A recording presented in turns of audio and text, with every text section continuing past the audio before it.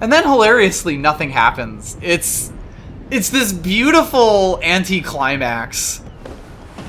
Like, you know that there's another bell, you know that there's, so much more that you have to do, but I think most people don't even notice that because they feel so accomplished just for getting to this part of the game at all.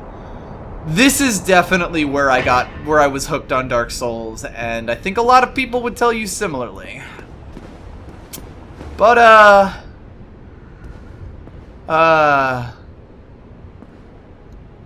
Greetings. I am Oswald of Carim, the Palm. Thou art a friend. For thee, a warm welcome. Cometh thou to confess? For to accuse. For indeed all sin is my domain. this is Oswald of Carim, the partner. If you attack an NPC and make them angry at you to the point where they will just attack you on sight, this guy can give you absolution and make them nice again. He also has something that lets you abandon his covenant. And rather importantly, he has the well, what is it gesture, which he is doing a pretty good start for. So thanks for that.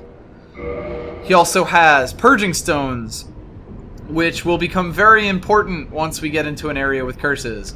Indictment, which should be a way of making players mad that you're here, or like getting back at players who PvP invade you and murder you, but most people usually just take as a yes, I have succeeded. Homeward Bones, Book of the Guilty, which just lets you see indicted players and like get a look at your sin, which is a fairly obscure mechanic.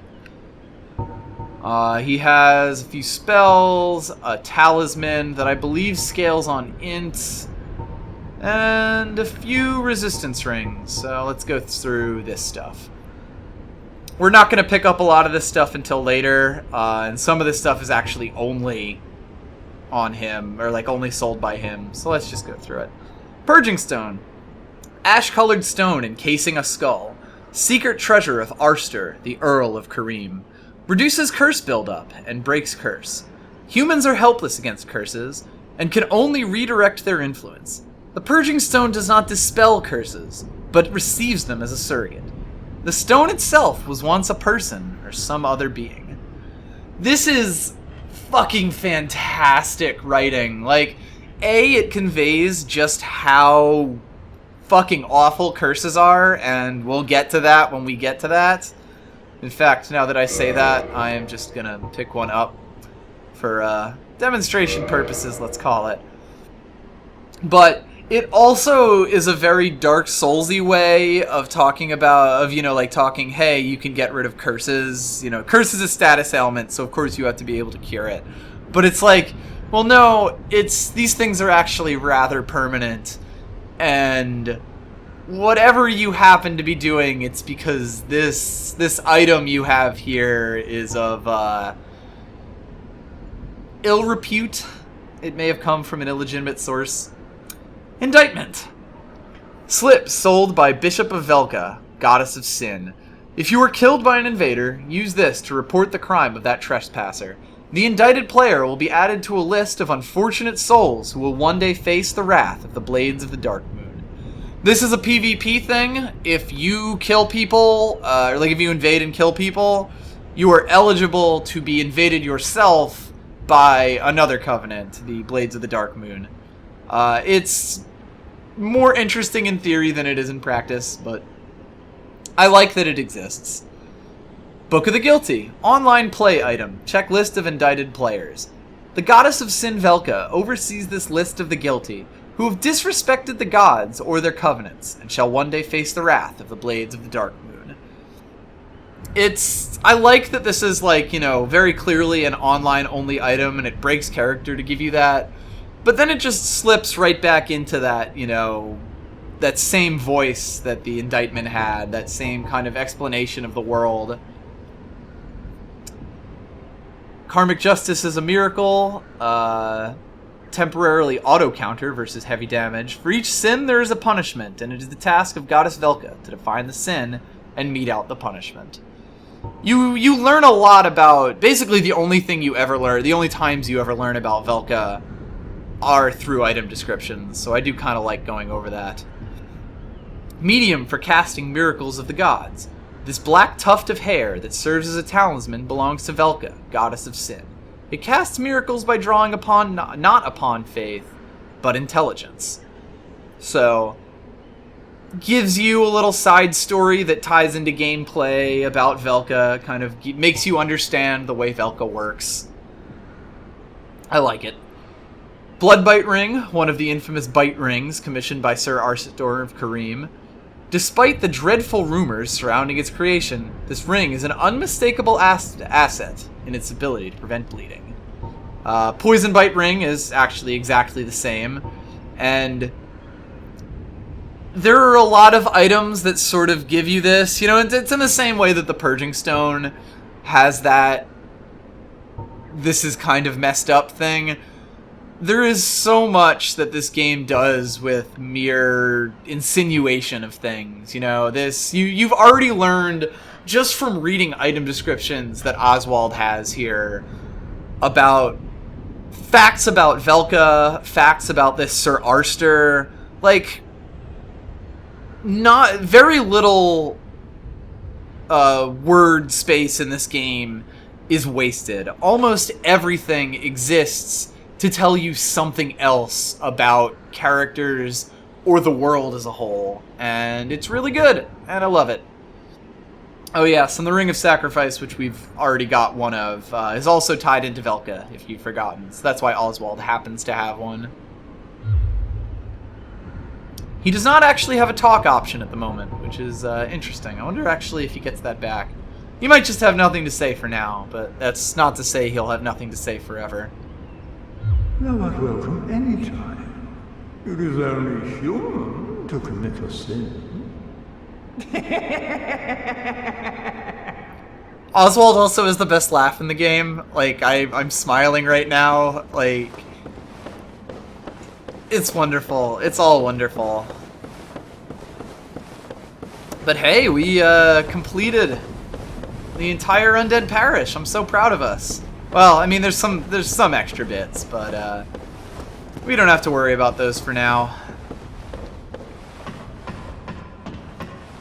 This is an interesting part of the game in that you've done this, you've had your big sense of achievement for finally reaching all the way to this to the Undead Parish and ringing the bell.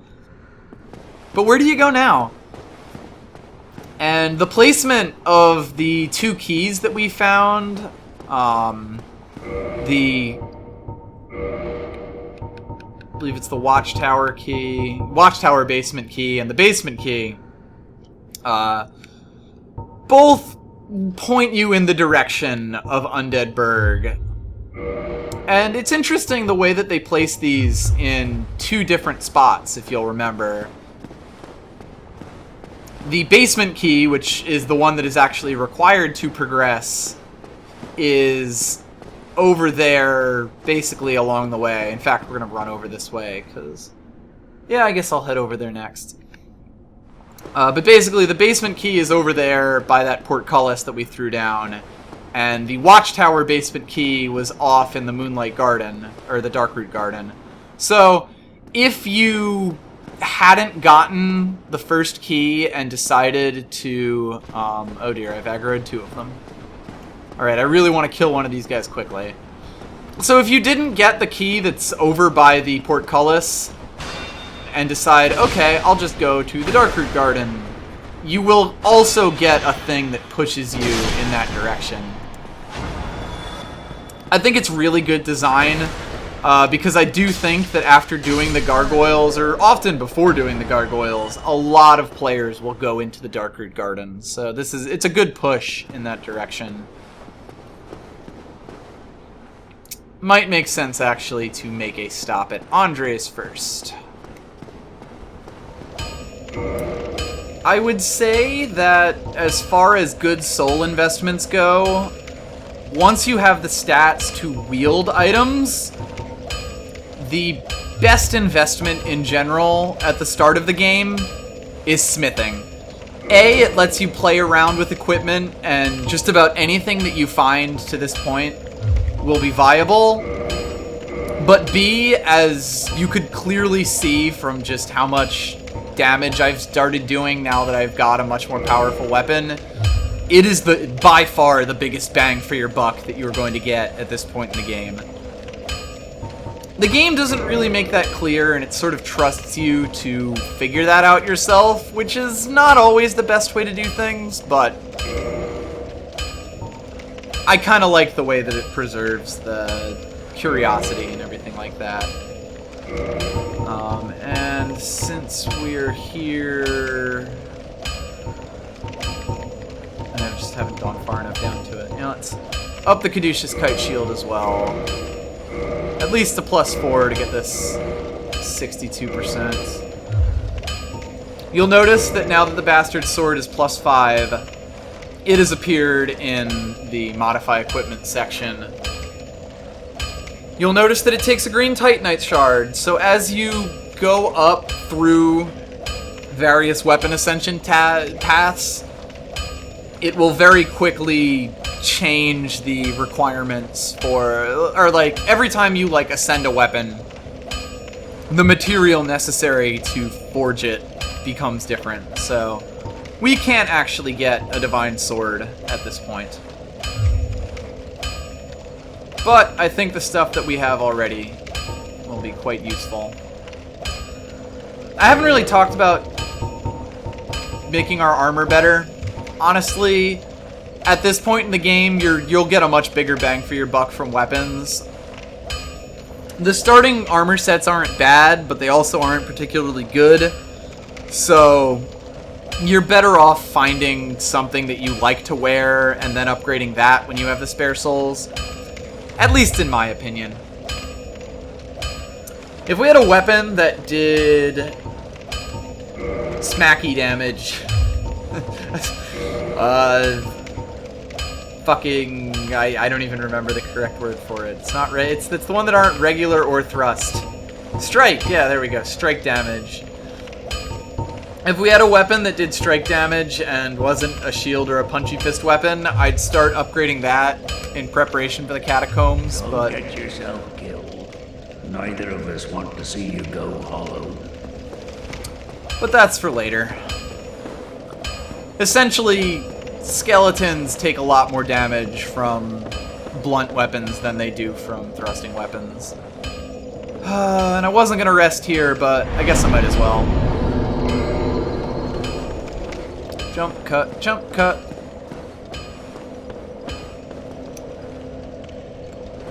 Alrighty. Now that we're here, let's talk a little bit about locked doors. So, a locked door is a promise. A promise that eventually you are either going to open up a shortcut that goes back to somewhere, or you will get some way of unlocking a door, and hey, you should totally check this out later. It's a classic, any sort of exploratory Metroidvania-y type game. You are always going to have this sort of door locked by some game mechanic that you will eventually give the player access to. There we go. That was another time where the Wolf's Ring really saved my ass because them attacking me didn't. So, with that said, let's see how many locked doors we find and how many promises were made in the Undead Burg. There's this door, which it says does not open from this side, and that's also important because that, like, promises you that this is a shortcut. You know you'll be back here, but there's no need for you to come back and check every time you find a key. So I like that they made that distinction. Another nice thing about having such a big sword is you just kill things on the backswing.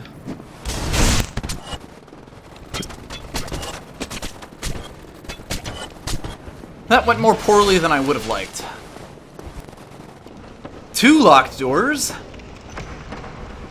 which we now have the key for.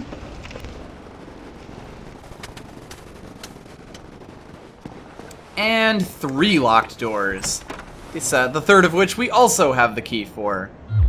So, even though the player does not get the call to go back to Undeadburg as the true source of progress, it is exceedingly obvious by the way that these doors are all placed in ways where it's basically impossible for the player not to see them. It is the player is incentivized to come back here because they know they've got some keys that they still need to use, and they know that there were literally 3 different locked doors over in Undeadburg. It's really subtle, really good design, and I love it. And interestingly, the one that we're on now is actually strictly a side path. In fact, most of you probably know what I'm about to do.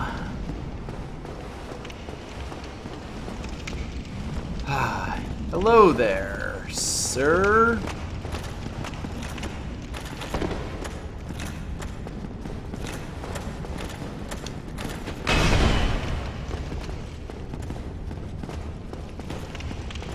This is Havel the Rock. He is large and quite possibly in charge. But he can still be backstabbed. You'll notice that he has a buttload of health, like a frankly ridiculous amount of health. Oh dear. And he does a frankly ridiculous amount of damage. This is easily one of the tougher fights in the game, which is of course why I'm gonna do it.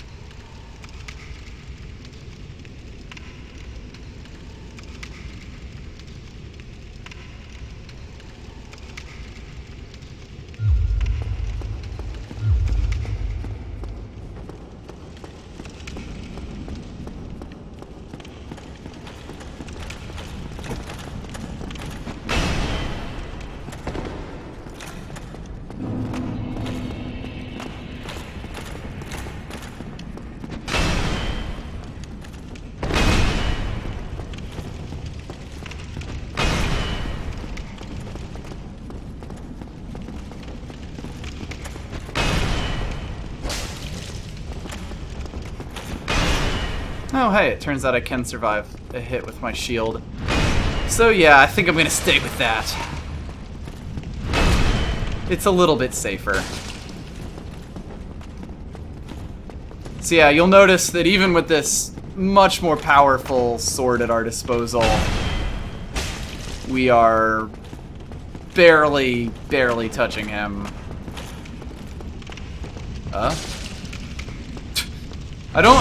I don't think I've ever seen him just stand still like that. That's a new one for me. So yeah, I ended up taking off my armor just so that I could get a little bit of extra speed, especially out of my rolls. But I think, like this, I feel a lot safer. You gonna come attack me, buddy? Yeah, you are. Yeah, you are. This is, incidentally, Havel the Rock. He is extremely powerful. His armor is actually made entirely of stone, and we will learn a lot more about him from item descriptions and the haphazard placement of items. If you remember from the Watchtower Basement Keys description, it said he was locked in here for his own good, of course. Now, that can be interpreted in more than one way. For one thing, it could be interpreted that this man is very large and very impossible to control, meaning once he's gone hollow, basically there was nothing they could do except lock him up here. Which is, I think, what the common interpretation is. But honestly, I like the thought that will come into the story quite a bit later. So let's worry about that then. Not actually sure. It might start to talk about it here. We'll see, because Havel's ring is really fucking good, so we're putting it on immediately. Havel's ring. This ring was named after Havel the Rock, Lord Gwyn's old battlefield compatriot. Havel's men wore the ring to express faith in their leader, and to carry a heavier load. This boosts your max equip load. It's ridiculously strong. I'm actually slightly surprised that it doesn't talk about that. Like, it doesn't talk about anything else. But basically, equip load works in that for every quarter of your total equip load, your roll and move speed change somewhat. Roll especially dramatically. If you can stay below 25% of your total equip load, you will roll very, very quickly, which is very, very useful. 50% is where I tend to like to be, because above 50% your roll is like quite slow, and you're really committed to being a tankier character at that point. So honestly, we can go all the way up to about 40%, like 41% right now, without me being too worried about our weight class. Which means that if you look at this armor that we found in the forest a while back, incidentally, this talks about Oscar. Although he was loath to give up on his undead mission, he perished at the undead asylum and went hollow. Because this was the armor that he was wearing. But you'll notice that it is a lot better than our hard leather armor at the cost of weighing nearly twice as much. So, but because I don't really care as long as we're under that half load, sure. I know this is the armor that everyone wears, but it's because it's really good. I swear that I'll put on something better once we get other more interesting looking options. I don't really care about stats of armor too much in general, but this is fairly good, especially in a world where I am purposely not leveling my armor very much. Along with just beating Havel and getting his ridiculously powerful ring, you also get a shortcut to the Darkroot Basin, which actually feeds back into the Darkroot Garden at both of its other exit points. And we probably won't explore it for a while, because you kind of come down here and immediately notice that this is like a pretty scary area. I really like the way that they frame that very large monster through the trees here, or you do not get a clear enough view of it until it really starts attacking you. It's nice, but it's not something we're dealing with now, so goodbye.